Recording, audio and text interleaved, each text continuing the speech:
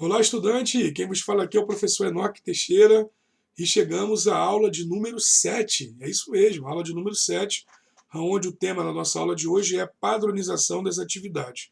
Antes de entrar aqui na nossa aula, eu queria muito parabenizar você por chegar até aqui, né? Isso demonstra que você foi persistente em busca do seu objetivo. Tá, pessoal? Estamos aí caminhando para o final do nosso semestre, da nossa disciplina, e eu espero que todos os assuntos que nós conversamos aqui foi de alguma forma proveitoso para você. Né? O conhecimento ele está aí para nos transformar, para mudar a nossa forma de ser, e eu tenho certeza que você aproveitou bastante esse semestre, tá bom? Então vamos lá, pessoal. Para a gente falar de padronização, a gente tem que falar de processo. E o que é o processo? O processo é um grupo de atividades realizadas em uma sequência lógica, com o objetivo de produzir um bem ou um serviço que tem valor para um grupo de clientes.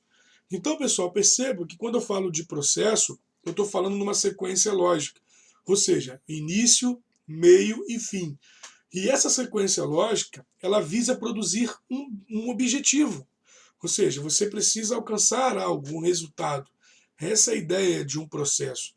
E quando a gente entra dentro de uma empresa, o que a gente mais vê é um processo, ou vários processos, em vários departamentos. Tá, pessoal? E quando a gente fala de processo, a gente fala de fluxo de trabalho. É apenas um dos dois tipos de processo empresarial, talvez aquele em que as atividades são mais interdependentes e realizadas numa sequência específica. Tá? Então, pessoal, quando eu falo de fluxo de trabalho, eu estou falando de vários processos ou microprocessos que acontecem de forma simultânea ou interdependente. Ou seja, quando você trabalha no departamento administrativo, você realiza uma tarefa dentro de um processo que vai para um outro departamento, que realiza a sua tarefa e passa para outro departamento até chegar ao seu objetivo final, como se fosse um processo produtivo, dividido em várias etapas, e cada colaborador ele faz a sua etapa. Tá? Isso demonstra ali que o trabalho ele é dividido por etapas e bem coordenado por um supervisor, até para avaliar se o que está chegando no final foi o que foi combinado.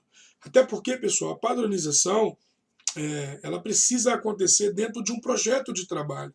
Você imagina se cada pessoa queira fazer exatamente o que quer, sem se importar com o resultado final ou com o trabalho do outro.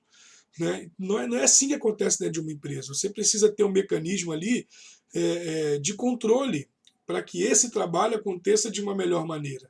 E lembre-se, quem faz o trabalho acontecer é justamente o ser humano. E o ser humano precisa ser treinado para que haja ali todo um processo de padronização.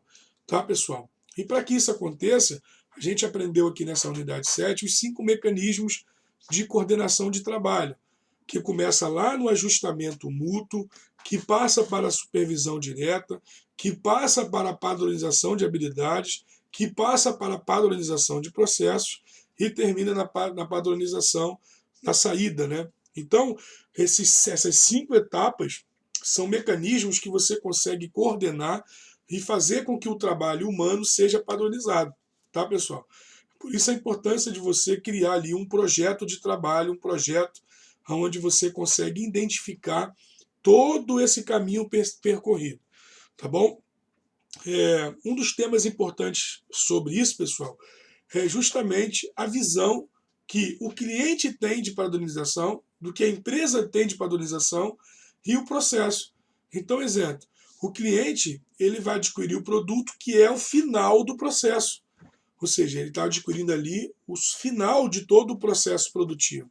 E para o cliente, como que ele avalia a padronização? Exatamente se ele pegar 2 produtos e esse mesmo produto ele está ali visivelmente iguais uns aos outros, em todos os sentidos, em tamanho, embalagem, gosto, né? Tudo isso está padronizado para o cliente.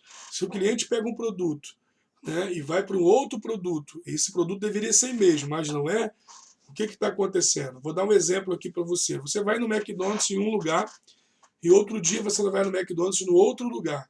Se você pediu ali o mesmo lanche e esse lanche ele teve ali tamanho diferente, gosto diferente, um está mais frio, o outro está mais gelado, um demorou 5 minutos para produzir, o outro demorou meia hora, o cliente vai perceber ali que falta padronização, tá bom? A padronização para a empresa, pessoal, já é a parte mais interna. Ou seja, a empresa precisa usar ali a mesma quantidade de insumos, o mesmo tempo, a mesma mão de obra, a mesma máquina. Ou seja, olha quantas variáveis a empresa precisa trabalhar para alcançar a padronização.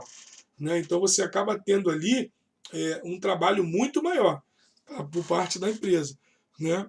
E quando a gente fala da padronização para o processo, a gente está falando de um colaborador garantir que vai usar, tá, a mesma rotina todos os dias para ali na sua linha de produção, para que no final o produto chegue o mesmo para todos. Né?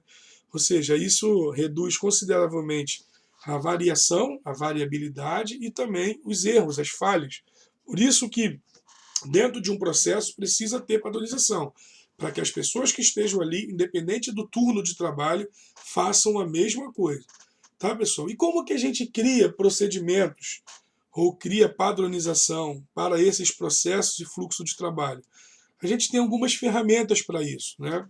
A primeira ferramenta e mais conhecida, inclusive eu utilizei com vocês aqui na minha disciplina, é o fluxograma. Tá, pessoal? O fluxograma ele vai descrever ali através de símbolos detalhadamente todas as etapas que percorre o processo. Tá bom? A ideia é que você tenha dentro de um fluxograma um procedimento padrão, visual, que facilite a execução.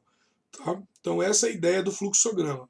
O segundo procedimento é o POP, né, que é o procedimento operacional padrão, que é uma planilha que você preenche, né, e a ideia é você descrever ali todas as tarefas que você vai utilizar, né, todas as etapas das tarefas, as atividades que você vai utilizar, né, para que alguém possa avaliar e fazer os ajustes. Tá, pessoal? Então essa planilha ela é a todo momento atualizada e modificada. Por quê? Porque quem participa dessas tarefas são os envolvidos na operação, que vão incluir ali as informações, né, necessárias. A linguagem precisa ser adequada ao grau de instrução. Né? E, por último, o teste de procedimento, que vai dizer se todos conseguiram compreender durante esse processo, esse procedimento, se está fácil de entender, se é aplicável, se precisa ajustar. Ou seja, cada um que pegar o POP vai ler ali, vai entender e vai colocar em prática. A ideia é essa, tá, pessoal? E por último aí, nós temos a instrução de trabalho, que é o IT, que é um procedimento, né, que visa instruir o trabalho. É como se você pegasse ali qualquer trabalho dentro da empresa, qualquer atividade, e você fosse passar para a pessoa seguinte um documento que transmitisse o passo a passo das ações a serem tomadas. É como se fosse um manual de instrução. O nome já diz: instrução de trabalho, manual de instruções. Então você tem dentro desse documento, chamado instrução de trabalho, um título da tarefa, o objetivo, a descrição, o fluxograma, a lista de registros, responsabilidade e autoridade, definições, siglas e abreviaturas, os anexos e análise crítica e aprovação. Tá? A ideia de você criar esse documento é você criar ali uma padronização de um procedimento. Tá, galera? Essa unidade termina com a questão da gestão de procedimento.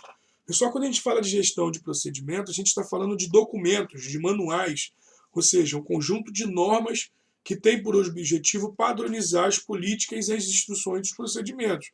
E qual é a ideia de você criar manuais de procedimento? Você facilitar a avaliação e revisão das práticas, facilitar o treinamento de funcionários, eliminar improvisos inadequados e fixar critérios e procedimentos padronizados. Então você vê que a padronização de trabalho ela passa por várias etapas, por várias ferramentas e dá muito trabalho, pessoal. Mas é aquilo. Dentro de uma empresa, a gente precisa ter manuais, documentos que ajudem as pessoas a ser cada vez melhor na sua função. Por isso a gente precisa padronizar as tarefas. Tá bom? A gente finaliza por aqui. Espero ter contribuído um pouquinho aí dentro dessa unidade de aprendizagem. Lembrando, pessoal, que qualquer dúvida você pode me procurar lá no Fale com o Professor ou em minhas mensagens. Tá bom? Um prazer estar aqui com vocês. Um forte abraço, pessoal. Bons estudos. Reta final, hein? Vamos ficar atento aí às avaliações e tirar nota 10, tá bom? Valeu, galera. Um forte abraço e bons estudos.